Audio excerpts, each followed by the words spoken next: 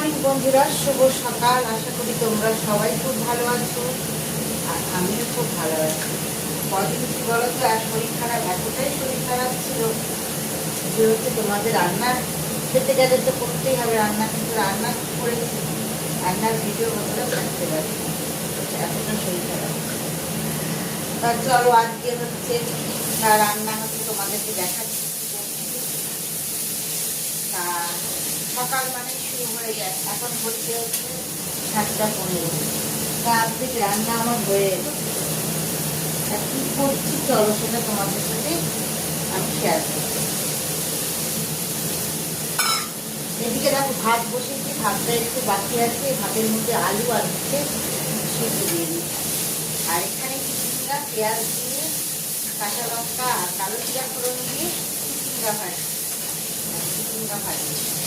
আর এখানে বেগুন ভাজা হয়ে গেছে, আর ডাল সিদ্ধ করে ফেলেছি, চিংড়া দিয়ে ডাল করবো।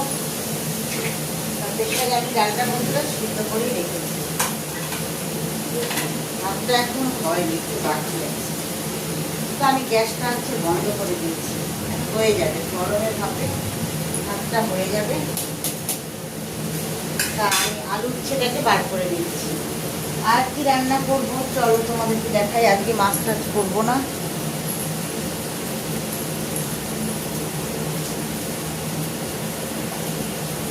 কেন রাত্রিবেলায় আমি সবজি কেটে রাখি বন্ধুরা। সকালবেলায় কি বলতো কেটে দিতে এত সকালে রান্না করা যায় না, তাই রাত্রিবেলাতেই আমার কেটে গুছিয়ে সব কিছু রাখতে হয়। তাই এটা করবো আলু পটলের একটা মাখা মাখা রসা রসা তরকারি। তার জন্য পটলগুলোকে আমি একটু লম্বা টাইপের কেটেছি, আর আলুগুলোকেও লম্বা টাইপের কেটেছি। এটা কি বলতো, মানে এই রান্নাটাতে তোমার হচ্ছে লম্বা লম্বা করে করলে বেশি ভালো লাগে। তা কি করবো বলো, শরীর চলতে হবে, শরীর খারাপ হলেও করতে হবে, করার নেই। কেন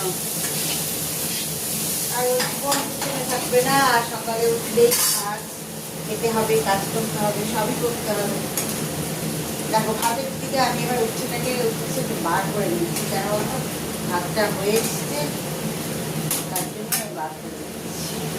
মানে পরে ভাতটা একদম বার করতে গেলে ঘাটা ঘাটা হয়ে যাবে। তাও তোমার হচ্ছে একবার তলাতে সিদ্ধ দিয়ে তলাতে সব পড়ে গেছে।